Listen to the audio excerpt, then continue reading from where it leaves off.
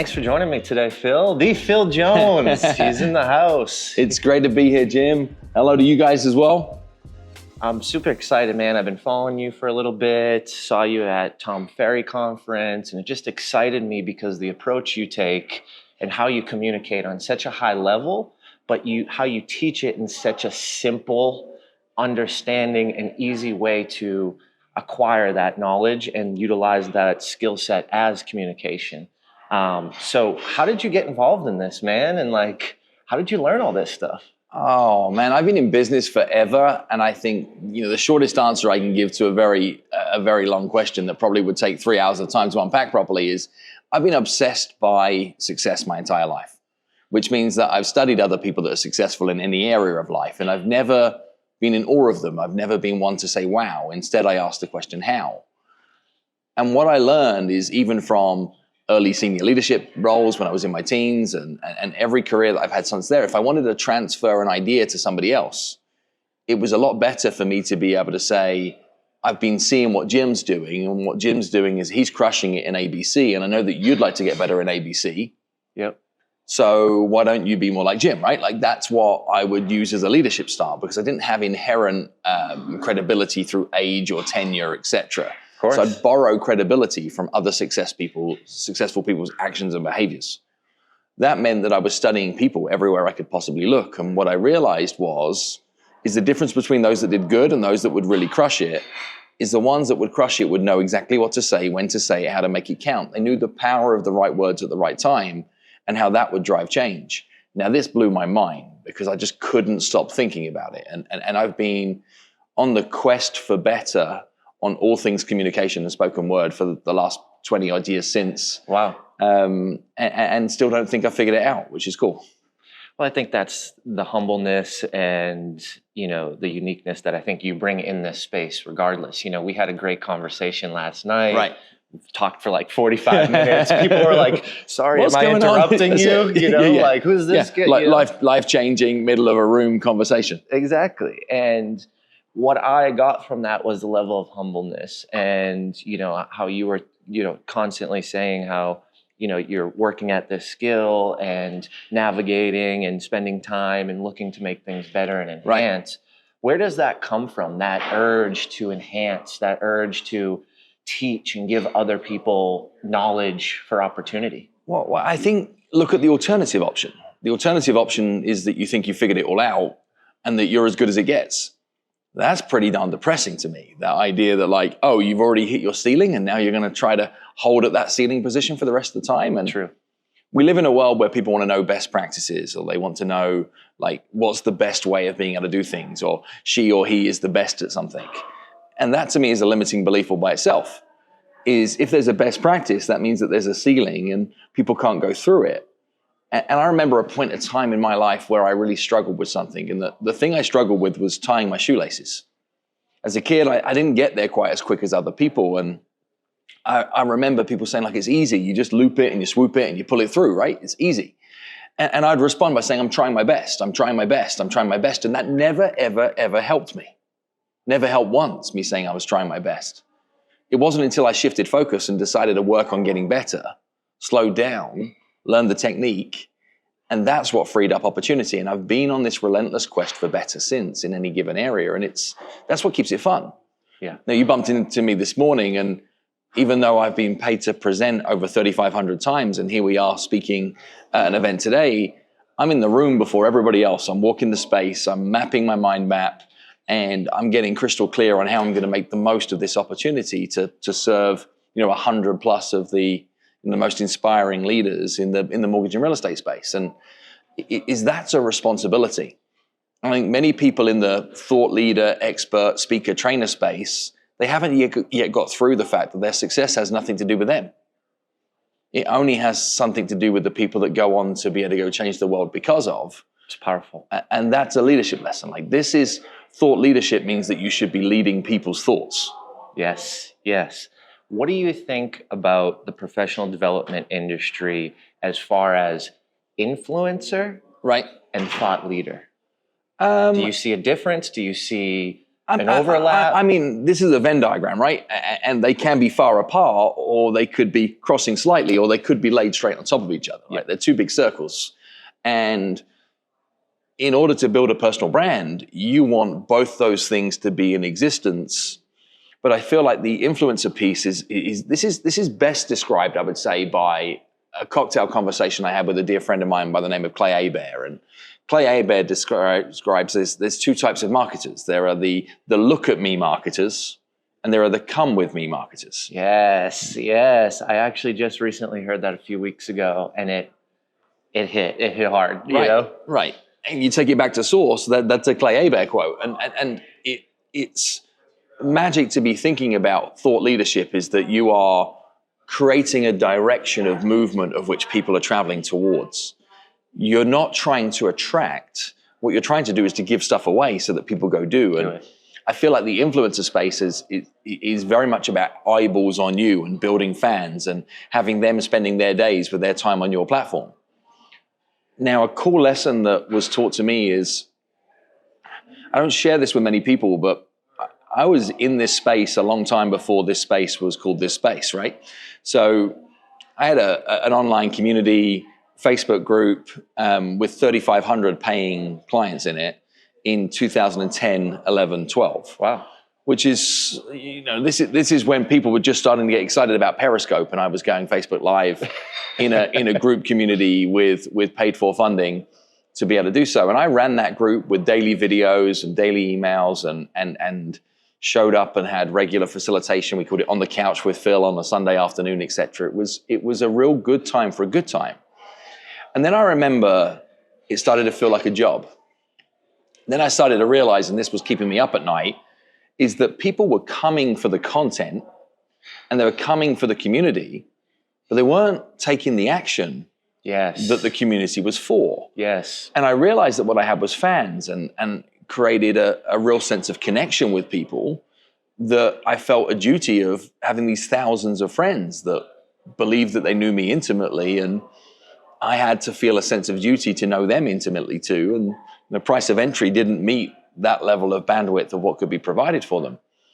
So I woke up one morning at 4:45 a.m. I was in Hoboken, New Jersey, and I just had to get out of the house. I took my laptop, my bag, I went for a walk, and then I was looking for the first coffee shop to open.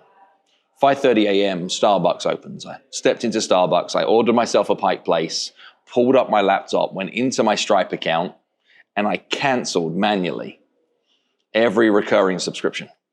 Wow. Every single one. And then I went live in the group the next day and I graduated everybody and said, hey, good news, you did it. You've got all you need. Go fly, little bird, right? Like that was the emphasis of it all. And I felt so much joy and relief of being able to say, like, this was a curriculum and a learning experience, but the people in the group had got enough from me. Yeah. They needed to go put that to work in their real worlds. Yes. And we keep talking about like my audience, my clients, my community. Well, if you own them, that means they're not owning their own life. Whew, that's powerful. And I believe that our duty as thought leaders and influencers is to influence change for others, is to not get them attracted to you and provide them a happy, safe space. You might have to do that to start, but where's the exit strategy of people from your ideas? Yes. How do you get them to a point that they don't need you anymore? Isn't that's the goal? Correct? That's what we do. Sometimes we lose sight of that goal. But we do it in a business, right? Like great CEOs, they grow people so that what you can do is no longer be relevant. But I think in the thought leadership, influencer, expert space, we should be doing the same. We should be looking not just how do you get people closer and closer to the center of the onion so that they pay higher levels, and let's go from 49 to 299 to 1250 to 2500 to 10 to 30 grand to, hey, like you're on my VIP island and paying six figures. The point should be to get them to a point that they just go run out into the world. And, I've been enjoying how much of my work is showing up as other people's work. Yes, it's powerful. And I'd love there to be some more testimony to where the source of where that inspiration came from. But what I've learned to be true is they probably don't know. An idea that is good and useful gets shared by somebody as an idea that's good and useful. And before you know it, you're being misquoted all over the place. But learn that that's a good thing. And as somebody who owns all his own IP, what I've learned to enjoy is that when you see people utilizing your work and calling it their own, I call it karaoke. Karaoke. Right? Yeah. And Elton John is not mad that somebody is butchering your song today, right? He really does not mind. And that level of an abundance thinking, that level of like, let it go, let it out in the world is over time, if you're prepared to play it as a 30-year game or a 50-year game, that'll serve you. Yes. So that's some of my take on influencer thought leader. I wasn't sure where we're going today, but I don't think I've said that on camera before. So well, I appreciate the level of honesty and directness, and I align with you, man. That's why I was so excited last night, because I'm newer to this. Right. I'm trying to create influence that actually impacts. And Right. as I've learned, I wasn't necessarily navigating the world how I wanted to, right. because it was that learning lesson that you described several years ago, right? And as I think through it, you know, one of the best things that I heard more recently, someone joined my mastermind group, and they said, and I was chatting with them, and they said, Jim, I'm such a fan of you, you know, blah, blah, all this stuff, it's great. And I have so much that I'm going to go take and use now, so I'm not going to re-up the subscription in the mastermind. Right. That made me in that moment, I just got goosebumps again. That made me so happy, because it's not just let's acquire more knowledge, information. Right. You need to go utilize that information strategically and make it work for you in your business and what you want to do and how you want to impact people. And I'm still a resource, right? Because there's a relationship that's built. That's right. It doesn't necessarily mean that you need to resubscribe or pay me money, or, you know, I can't jump on a call with you, because I do have the bandwidth right now. So let's build something, provide knowledge, so there's a step to take action. Correct. Rather than, well, you should sign up again for the next cohort. I'm like, sometimes no. Go do it, you know? And you have a responsibility and a duty in the information business, that if you're bringing people into your world, is you have to be able to answer the and then what question. And then what? And then what? And then what? And then what? It can't be they come into your world and they stay in your world and everything's the same. As, you know, we've got clues everywhere. Just look at the education system. Like, most college degrees are 4 years, not 40. Right? Is that there is a learning experience that then says, go try something new, go put it somewhere else. And, you know, I'm on the quest and hunt right now to be able to bring a young video professional into my business that is going to capture content on the go, going to provide support. And I've said, I want to find a piece of talent of somebody that wants to grow with us and learn from us, and don't want to pay like mega bucks for somebody who's done this 1,000 times before. I want somebody green who can grow and be organic. And I was chatting with some people over dinner last night, and they're like, they'll probably though leave after 2 years, because they'll be inspired by your world and they'll want to go and do bigger things. And I'm like, yes, I hope they do. But then I want another person 2 years in stepping in to do the same, that is young and hungry and fresh. And what are they then doing is they're teaching me new stuff, because they've got new ideas, because they're seeing what somebody's doing on TikTok, or they're seeing what somebody's doing in like a gaming world, and it's lit them up and it's inspired and they want to try something. Like, I want somebody creative that wants to come play, grow, and then leave.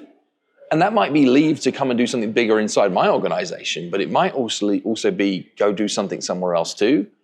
And it almost pains me that the information industry is focused on entirety is how do I extract as much money as possible from people who are desperately looking to grow. If we get our job right, what we should be looking to be able to do is how do I package the information that real people need in a way that is as accessible and applicable, that allows them to be able to go take action as possible. And go use it and navigate it. Yeah. Like, I took my one-day sales training program that I delivered for years, high ticket price, and then took it through coaching organizations, then took it through big corporate companies, licensed it in there. And about 5 years ago, I was still getting inquiries from people saying, Phil, can you come and deliver your one-day sales training program for us? And I wasn't in the season of my life where I wanted to do 30-person events, 50-person events, even though the money was solid. So what did I do? is I partnered with a little company called Audible and produced a one-man show. And we bottled the lessons of my one-day sales training workshop that people can now access, i.e. they get like a seat in the workshop, is what it feels like. Just listen to it. We crafted a unique product that allows people to feel like that they were among 100 other people in the audience, but we recorded it actually for the listener. Gotcha. Live Minetta Lane Theatre, one-man show. And now there's a product that people can access the exact same content for $17 on Audible.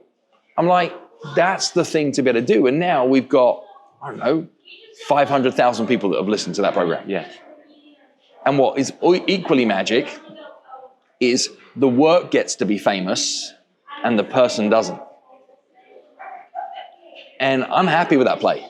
Like that works for me, is that if people can stand in front of my work and carry it forward as their work, that's planting seeds that allow greatness to grow. If I become the oracle, then nobody can go through me. Yes. But what we should be looking to do is to magnify other people's power, to let it play through and go on, and not mean that they can only ever stand behind your brand. You need them to stand in front of it. And if you look at people that are crushing it today, what do? They talk about their mentors. They talk about the sources where they learned the information. They talked about the fact that their ideas aren't solely their ideas. They're their take on a collaboration of ideas that have been merged together from being surrounded by other smart minds. But there are a lot of insecurities in the influencer space where I think that people are producing content or running events in place of therapy, right? Yeah. Is it's there for their ego or to help maintain some form of unfinished business in their own world. Guys and gals, this is why I was so excited to have this conversation today. And I'm going to bring it back to my personal life and my situation. You know, I threw my first conference last year and had some mentorship and was around certain people where I was going down that route. And through that process, what I realized was, wow, I was looking at this thing for what it can do for me. And how it can serve me. And it's funny that we're here with Neil at his mastermind, because Neil and I got on a conversation about 2 months into planning. And I said to him, dude, I just had this moment where I realized it's not fucking about me. Never. And when I stepped into that power, man, I had so much more excitement and momentum. And it was such a realization for me to know that, okay, with this new outlook and how I'm perceiving this, this is exactly what I want to do. And this is why I felt out of alignment in the first few months. I mean, I remember going to my wife, you know, at 10:30 at night at the dinner table and saying, hey, I think I'm going to sell my event company and just not do this. You know, and then I even got to the point where I said, you know, I'm just going to close it. Not even going to sell it. And I woke. She's like, well, slow down, Jim. Why don't you go to sleep, That's Jim? it. Why don't you sleep on it? And I woke up the next day, and I had that transitional expansion in my mind that this was never about me, and I was just around certain folks and around some mentors where they play their game, and that's fine. And I'm not here to criticize, but I need to step in my power and play my game that serves my heart and do it in a logical way, because I do want to make that impact. And I do want people to take it and go and take action. That's it. And then, man, the alignment's so real right now. This is hitting me very deep, because I brought it back to 2020 when I started consulting small businesses.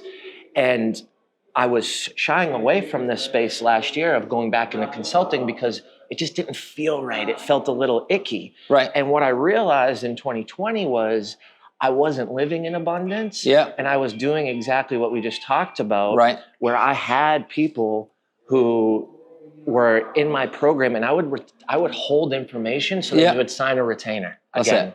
And I'm like, and then I got out of it and didn't want to go back to it. So now I'm in a space where I have so much clarity. I understand the reason and the why of what I'm doing. And I finally stepped back into consulting and working with small businesses and folks, because I don't have that mindset of scarcity. I have that mindset of abundance. And what I also realized is, if I can do a great job for you, feel good about it, then ultimately I do get served. Right. Because when I wake up and I brush my teeth and I look in that mirror, That's I right. like what I see. That's right. And like, And I'm always working and improving, right? So I'm not here to say I'm in love with myself and there's this big ego, but I mean, this is an example of it even right now, right? Is people listening to this interview, right? We're not well lit.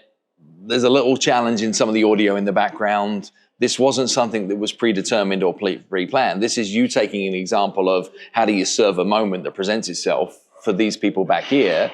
And we're at a 100-person event that is about you doing a better job of creating media and looking to see what you can do to be able to create more quality video and content in service of your audience. And you're the only dude that shows up and says, hey, Phil, will you jump on a video with us? And let's see what we can do to be able to make it work. Now, that's a gift this way. And guess what? There's only time for me to do this once today. There's 100 people that could have asked, and you're the dude that asked. Appreciate that, man. But I not appreciate you doing that. For you, but to be able to say, can we create something that is of value in this direction? And it very much aligns, sorry, it very much aligns like 7 days in Vegas. I feel like I've got this like raspy voice thing going on. Maybe start like a telephone call center. And you said what, you did 17 or 18 speaking engagements in the last couple of weeks? Like, man, you're rolling. Yeah, I love it. We're busy, but like somebody said to me the other day, I was just getting ready to go to deliver a speech, 4,000 people in the audience. And somebody backstage is like, do you get nervous still? And I'm like, heck yeah, I do. They say, so you're nervous up there? Like, how do you deal with your nerves that like to speak for an hour in front of 4,000 people? I said, I'm not speaking for an hour in front of 4,000 people. I'm responsible for 4,000 hours of productivity. So this has nothing to do with me and my 1 hour. There's 4,000 hours I'm actually responsible for. I'm in duty of 4,000 hours. What right do I have to get nervous and make this inward? Is I'm like at duty to provide something of value to these people that have carved out an hour of their time to sit in my company. And that is a mentality that allows me to step into any new experience and care nothing about myself. As a result of which I make tons of mistakes, like I forget to put a call to action in to invite anybody to be able to follow me. I over-deliver in terms of information that I shared that I could have held back to put behind a paywall. I forget to be able to look to be able to bring people towards a lead capture. I do all the things that you're supposed to not do. I'm good at that. Because the only thing that I'm in focus of is in service of the moment. Yep. And people say to me, yeah, but you're leaving so much on the table. And I say, yeah, I know. That's for other people. Wow. Right? I'm getting powerful. The piece that I need from this. And it's funny that you bring that up because I spoke at an event a couple months ago. Right. And you see this hat right here. I'm from Boston originally. I moved to Nashville. And I stopped wearing this because I felt uncomfortable in Nashville in a different setting in the South. And it was interesting because a couple months ago was the first time that I actually stepped into my power and I used this situation as a lesson to teach others about stepping into you. That's right. And showing up for not yourself, but for them by getting on the stage. So I put the hat on and I wear it again religiously because I love it and it fits my character. But for me, that was a big thing that I had to realize, and it relates back to what you're talking about, is I was like, oh, maybe I shouldn't wear this. I'm doing an event in Nashville in front of all these folks. Right. It's not, most cowboy hats and, this, that, and the other thing. But what I realized was I don't care if I get judged because I'm not on that stage for me to look good. Right. I'm on that stage to create impact and influence people to go out and take action and do good in the world. And that was it was just a full circle moment because it was like, I'm worried about what people are going to say about me on stage when I'm not getting on stage for me. Right. I'm getting on stage to deliver in hopes to help others. Right. And it's just funny that you bring something that up because it hits home for me in a recent moment. That's awesome. That's awesome. And it's also nice to realize that sometimes you have to try to fit in before you realize you want to stand out. Yes. Right? You still can't leapfrog that journey. And I see so many people wanting to try and join this kind of industry in the middle or at the top. And that's a mistake in my mind because you don't have the reps. Like you want to suck when nobody's watching. Yes. Right? Yes. You want to make the mistakes when there are 11 people in the room that you are showing up for gratis. Yep. You always want to be better than your fee. So whatever it is you're charging, whatever it is that you are inviting people to buy from you or to step into or get value from it is, you have to price it here and deliver here. Yes. And if you're not confident that you can price it here and deliver here, if you think you can price it here or only if they do that, they will get that, well, then you're leaving too much to chance. Mostly your reputation. I was just going to say, it actually does come back full circle and hurt you in the long run. Correct. Or even in the short term, depending on that one speech Right. and who's Right. in the room and who you chat with. Like anybody can get paid a big number. Anybody can get paid a massive number. It's hard to get paid a big number twice. Right? Ooh, by the that same hits person. right there, yeah. By the that same hits. person. And play to get paid twice. At least twice. And if you can only get it paid once, my friends, it doesn't matter what you have in your disclaimer. You weren't worth it. Yep. Because you don't get to decide if you were worth it. And you say things like, I put so much value into that. They got so much value from me. I gave so much value. You don't give value, they get value. And they decide that. Like value is only appreciated if it is appreciating, if it is contextualized by the recipient. Wow. That's what describes something as valuable. It cannot be valuable because you said I gave you something valuable. I mean, I can give you an inflatable dinghy. And today you're like, what the fuck, Phil? What am I going to do with this giant pink inflatable dinghy? This is of no value to me.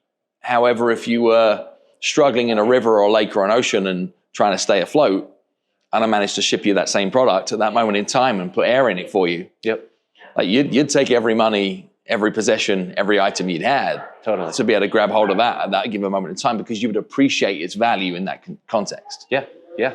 So It value reminds me needs- of the real estate world. Right. It's the person who says the home's worth this, but the market says the home's worth X. Right. And that's what the home sells for because the market dictates what the value is, not necessarily the owner at that time. Right.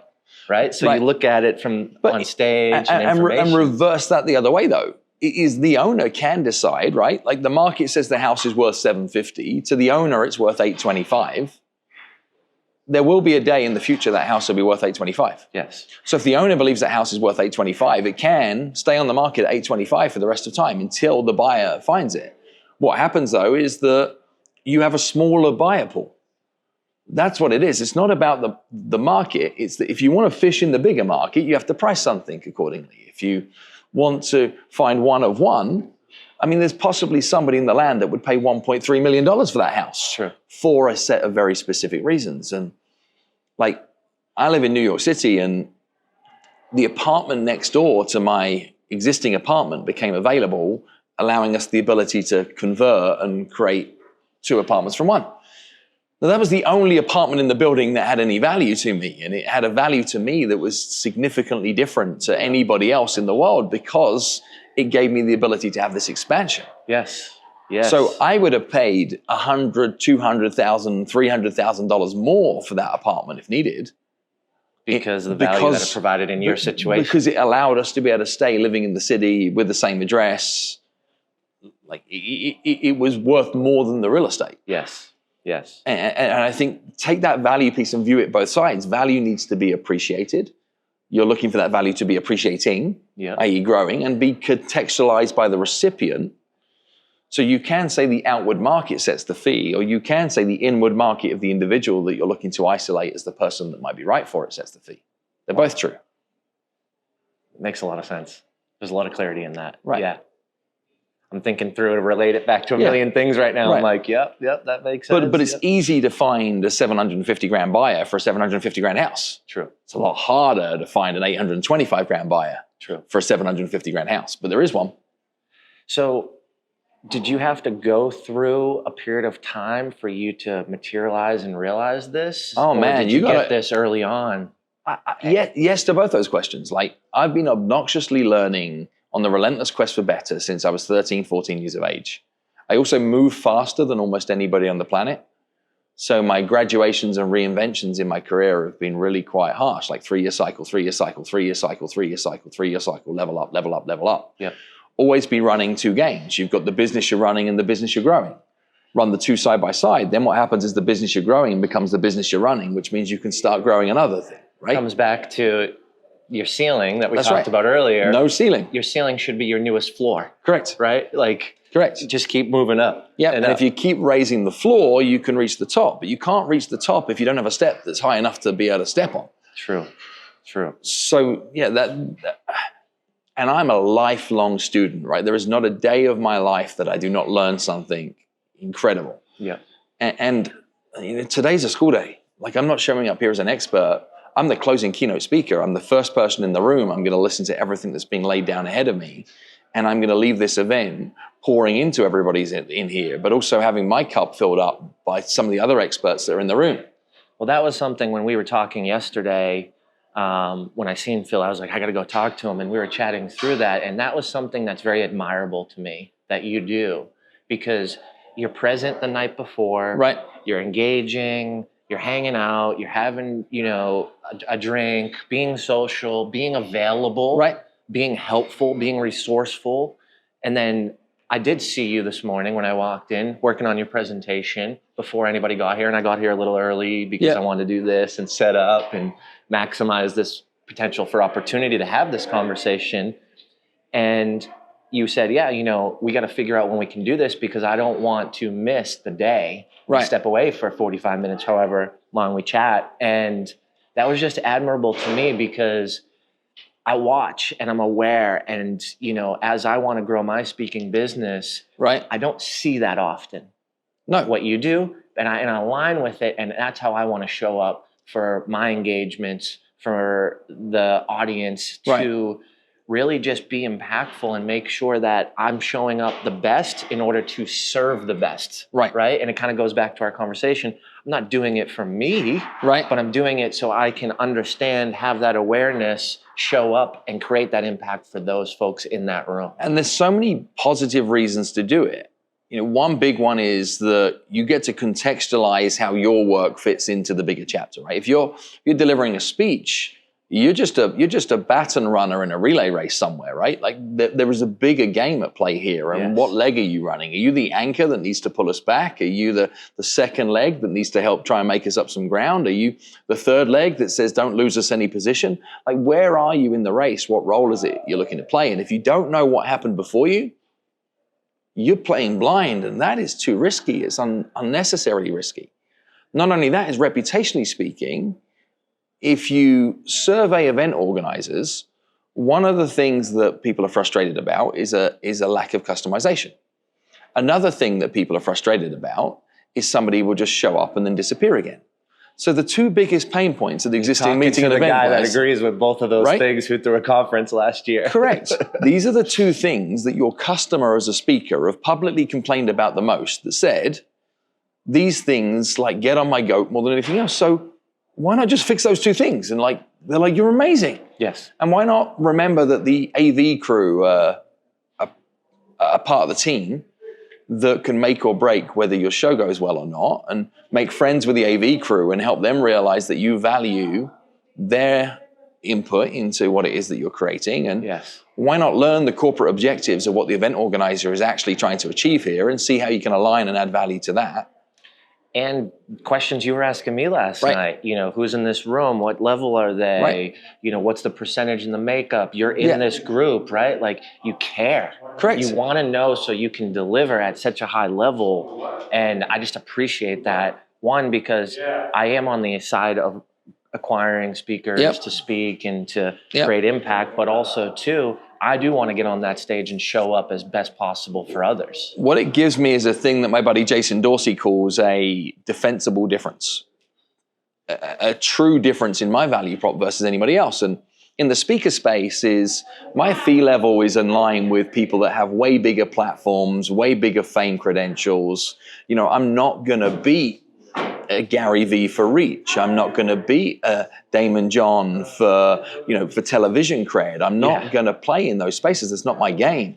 So if I try to beat them at their game, I lose. But my game is, I'm a business strategist that understand what it is that your people really need. I'm in service of your event. I'll understand and customize a presentation that's uniquely applicable that people can put into practice at that period of time. And I'll do all the work around it to be able to make sure that you're in good shape. Plus, the good news is because you've committed to me to be in service of your event, you don't have to decide where I fit on the agenda at this point in time. You want me for 45 minutes, no problem. You want me for 75 minutes, no problem. You want me at the beginning of the day, no problem. You want me to help support a mastermind, a follow-on, a private, intimate luncheon, no issues. You want meet and greet, book signing, we got you.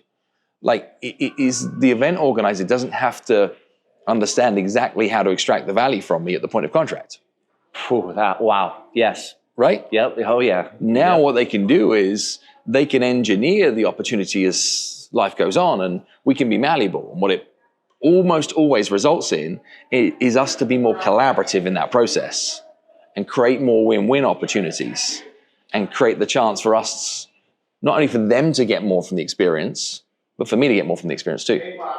And I think that's so important, is understanding the win-win, especially in this world that we live in, where there's self-interest. Right. Your reputation would be that self-interest, right. But to get the clients or who you're working with to win, you've got to have that customizable approach and be malleable and really show up how they want you to. You need to have something that says why you as opposed to the other girl or guy, right? You know, why you? And if you don't have this monstrous fame, if you don't have this giant flex, there are pieces you can engineer that are appreciated value by the person that you're looking to be in service on. And we know we have some amazing background noise here, guys, but like, this is how real this conversation is right now. This is us for you just trying to jam on this. So stick with the background noise. You got background noise in your world too, right? Like that's happening behind you. I appreciate saying that, because I'm asking, like, why is this guy smashing boxes right before this right next to us for this interview?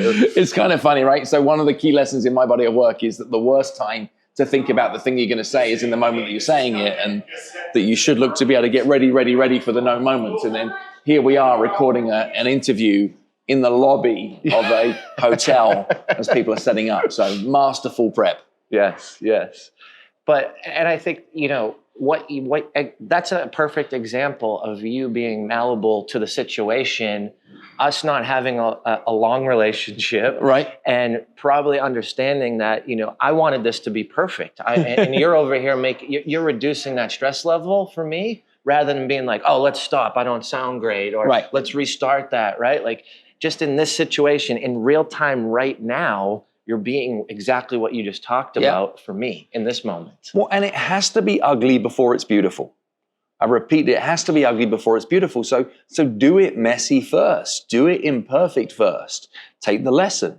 Like, even in this environment, if you were to do this again, like, you'd choose a quieter corner as opposed to something that just looked good in the lens. Like, you'd make a decision that says, well, I'm going to make sure that the room next door is definitely not going to be one that they're working on a plated lunch setup in. Yes. But it's okay to make those mistakes. And, if this is out on YouTube or anything of that nature, like, just light it up in the comments that hopefully that this has still been a useful conversation, even with a sprinkling of background noise. Yes. Like, that didn't make it less valuable. Sure, it might have been a nuance annoying, but if we focus only on perfect, you ship no work. That's exactly where I was going to go with that. I could have not taken this opportunity because I didn't have the right setting. I didn't have a background in using the camera, right? I don't have my video people with me. This is me who bought a camera 4 weeks ago, right? The first 2 podcasts I shot with these, the mics didn't work, right? Like, I'm learning, but I'm taking action.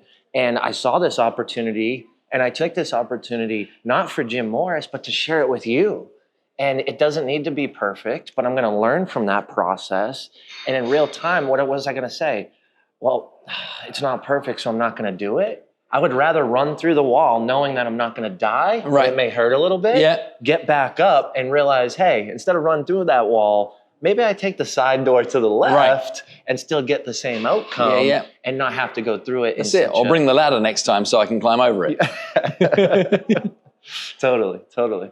Well, man, I just appreciate you, and I'm just so excited about the start to this relationship, and there's just so much alignment. As I was kind of telling you last night, I haven't been doing this for a long time, but I do have a very keen understanding and awareness to what I see and what I want to take and implement, and what I don't want to potentially navigate that I see in others. And this has just been really validating for me and opening up a lot of new thought processes and lessons around what you've shared with me in the last 24 hours in this conversation right here. So I'm just grateful for it, man. Thank you, my friend. You know, I know you've got a lot going on and you've got a big speech today, and we got to get back to the room, but I just wanted to say I am grateful for you taking this opportunity and this time. Thank you, man. Thank you, brother. Thank you. Appreciate Thank you. it.